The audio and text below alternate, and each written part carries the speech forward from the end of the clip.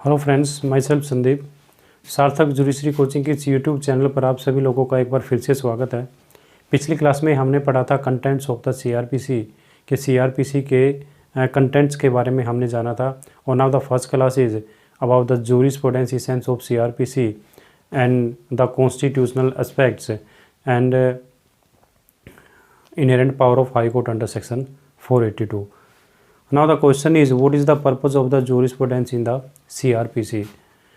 Jurisprudence essence of CRPC to collect the collection of the evidences. Collection of the evidences against the person who has committed the offence in the society. The main purpose of the jurisprudence is balancing of interest between the society and the criminals. Society और criminals के बीच में एक balancing बनाता है CrPC. कैसे कि मान लीजिए किसी सोसाइटी में कोई अगर क्राइम होता है, प्रोटेक्ट द सोसाइटी, और उसके साथ साथ जो क्रिमिनल्स है, क्रिमिनल्स के क्या राइट्स हैं, क्या उसकी ड्यूटीज़ है और क्या मीन्स ऑब्लिगेशंस है, वो सब जूरिस्प्रूडेंस हमें बताता है। और उसके बाद जूरिस्प्रूडेंस हेल्प्स द सीआरपीसी की हेल्प करता है कि कैसे क्रिमिनल्स को उसके खिलाफ एविडेंस कलेक्ट करने हैं और एविडेंस कलेक्ट करने के बाद कैसे वो प्रूव करने हैं।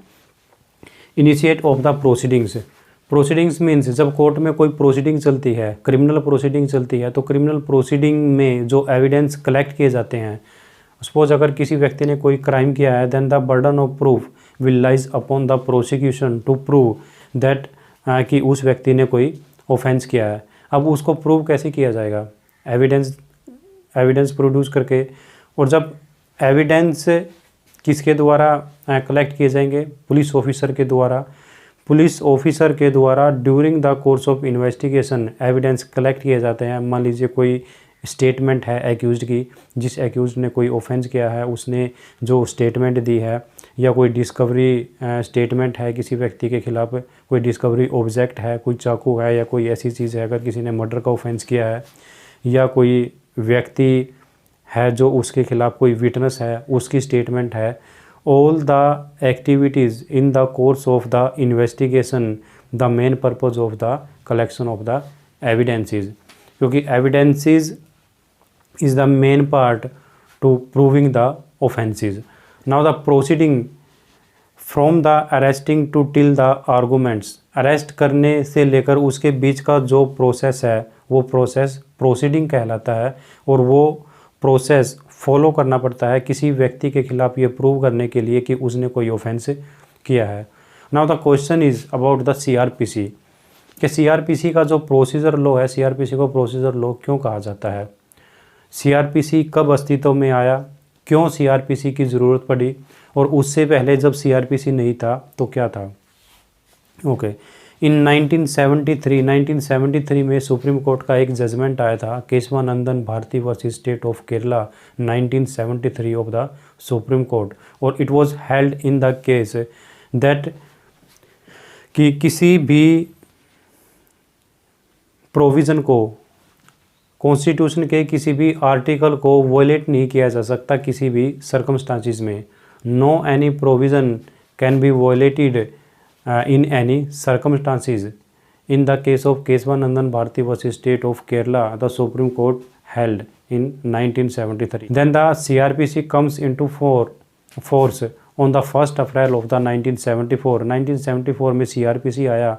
और सीआरपीसी की ज़रूरत इसीलिए पड़ी ताकि एक पर्टिकुलर एक लॉ हो प्रोसीजर का, जो क्रिमिनल एक्ट का पूरा प्रोसीजर उसके अंदर होगा कि एक व्यक्ति ने जिसने क्राइम किया है उसको अरेस्ट करने से लेकर पनिशमेंट तक का क्या क्या प्रोसेस होगा। तो उसमें जो एक पुलिस ऑफिसर होगा उसकी क्या ड्यूटीज़ होंगी, और जो एक क्रिमिनल, जो एक व्यक्ति है जिसके खिलाफ कोई प्रोसीडिंग चलाई गई है उसके क्या क्या क्या क्या राइट्स होंगे, वो सब सीआरपीसी में मेंशन किए गए ना। उसके बाद फिर जब भी कोई क्राइम होता था, now the CrPC tells about the process and tells about the procedure कि उस व्यक्ति के साथ किस तरीके का बिहेव करना है। Okay, now the next point is inherent power of high court under section 482।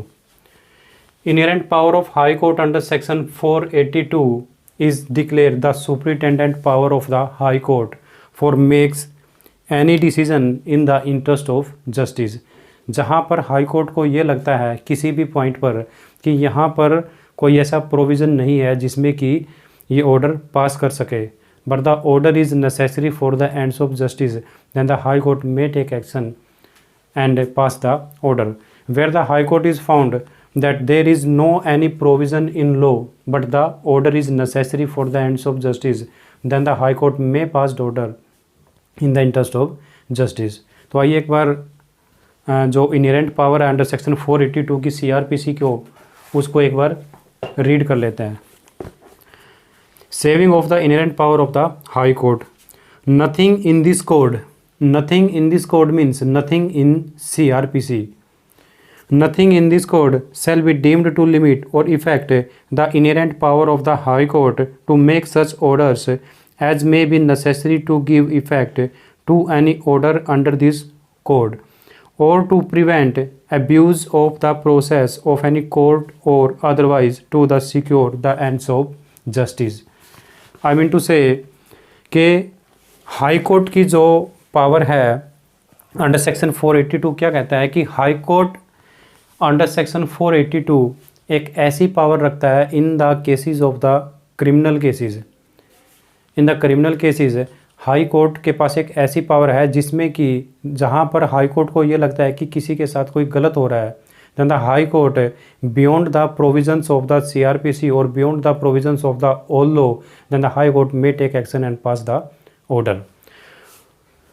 Now अब हम अंडर सेक्शन 482 को एक बार एक्सप्लेन करते हैं। Nothing in this code, nothing in this code means nothing in this code means nothing in CRPC means nothing in CRPC means no any provision where the exhaustive the powers upon the inherent power of the high courts. CRPC का कोई भी provision under section 482 inherent power पर कोई भी effect नहीं डालेगा। Means nothing in this code, nothing means the saving power,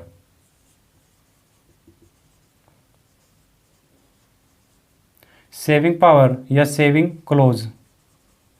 Nothing means saving clause.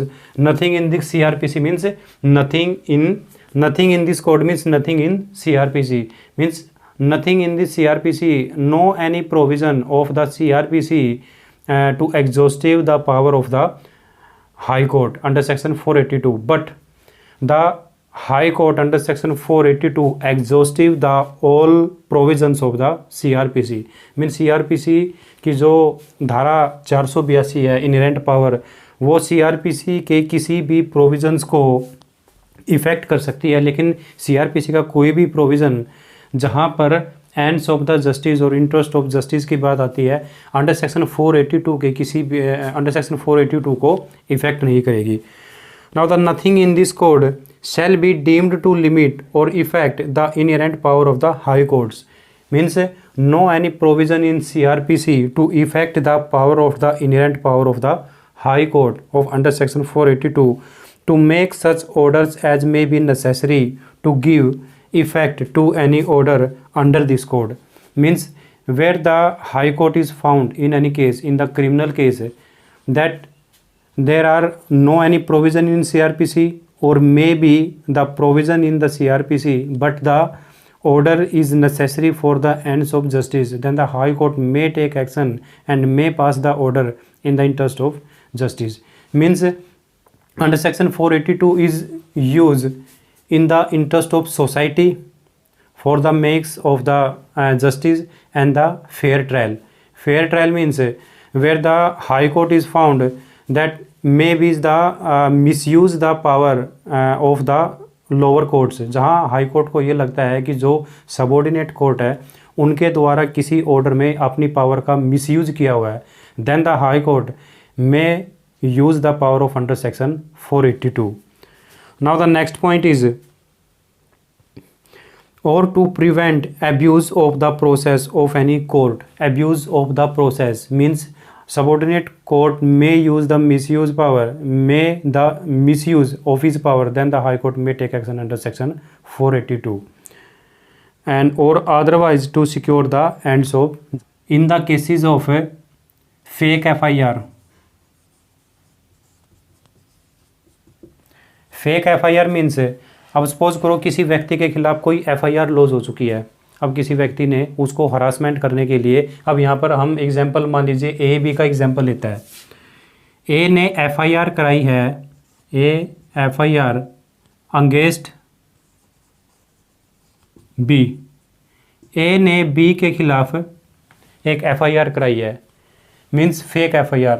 No any allegation is proved against B and the FIR has been lodged by the police officer. में भी कोई रिश्वत दे के या उसको harassment करने के लिए बी के खिलाफ कोई FIR करा दिया।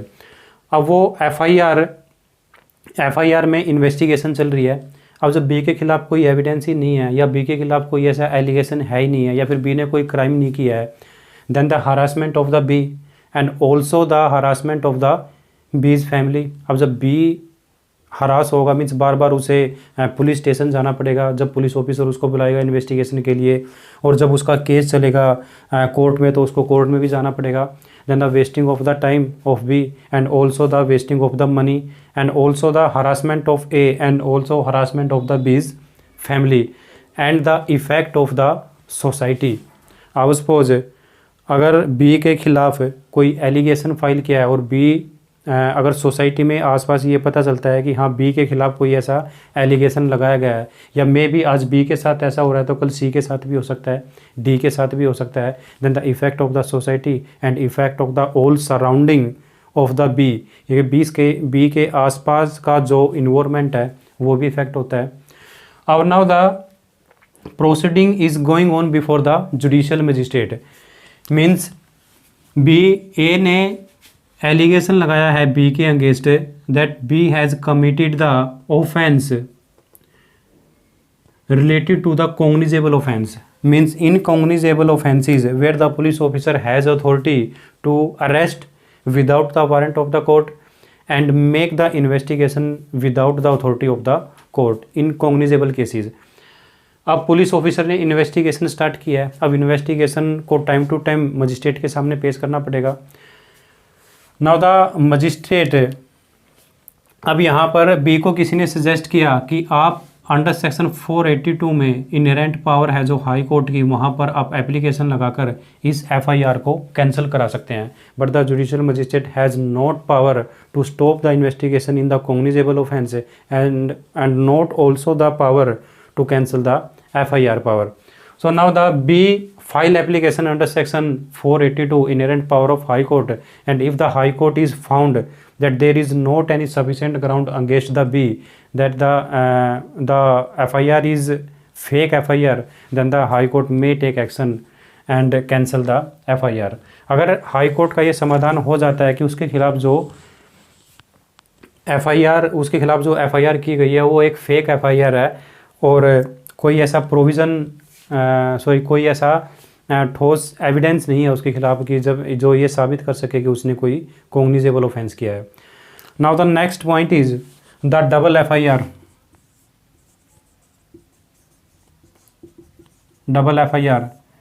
अब फॉर एग्जाम्पल, अब सपोज ए ने कोई क्राइम किया है। अब ए ने कोई क्राइम किया है तो बी ने उसके खिलाफ एक एप्लीकेशन लगाई, FIR कराई, और सिमिलरली सी ने भी उसके खिलाफ कोई FIR करा दी। Then the double FIR has been lodged against the A. Now the A may file application under section 482 inherent power of court that and the in application has alleged that the double FIR has been lodged against me for the same offence, and if the high Court is satisfied that the double FIR has been lodged against the A for the same offence, then the High Court may cancel the FIR। एक FIR cancel हो जाएगी और जो दूसरी FIR है उसमें proceeding चलती रहेगी।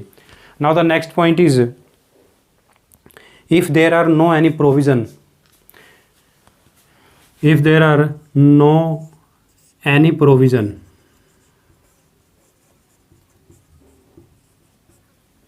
where the High Court is found that there are no any provision in law and the order is necessary for the ends of justice of the society, then the High Court may take action beyond the law and may order as it thinks fit in the interest of justice.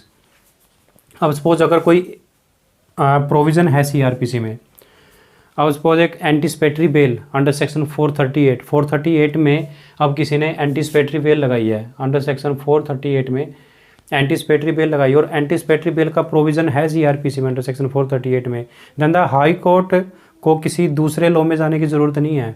Means यहाँ पर मेरे कहने का मतलब है कि अगर CrPC में या सीआरपीसी में नहीं, अगर लॉ में कोई ऐसा प्रोविज़न है जिसके अंडर आप कोई एक्शन ले सकते हैं, देन द हाई कोर्ट को ज़रूरत नहीं है कि वो अंडर सेक्शन 482 में जाकर उसमें कोई एक्शन ले।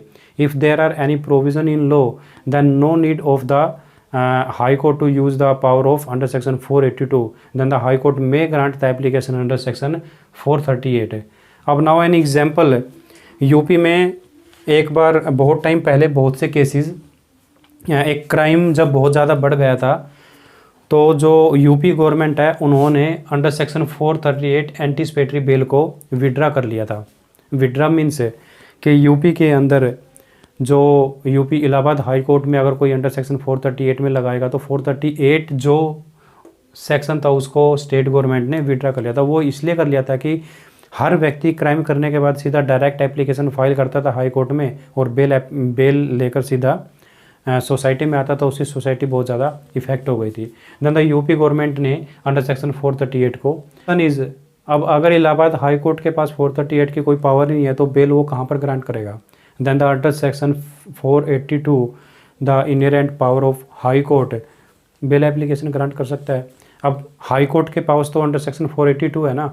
अब अगर यहाँ पर हाई कोर्ट को अगर ये लगता है कि इस व्यक्ति के साथ कोई गलत हो रहा है और इसे बेल ग्रांट कर देनी चाहिए, then the high court may grant the bail under section 482 beyond the power of the under section 438। अगर अंडर सेक्शन 438 में 438 है या नहीं है, कोई इफेक्ट नहीं पड़ता हाई कोर्ट के ऊपर, then the high court may take action under section 482 and may grant the bell.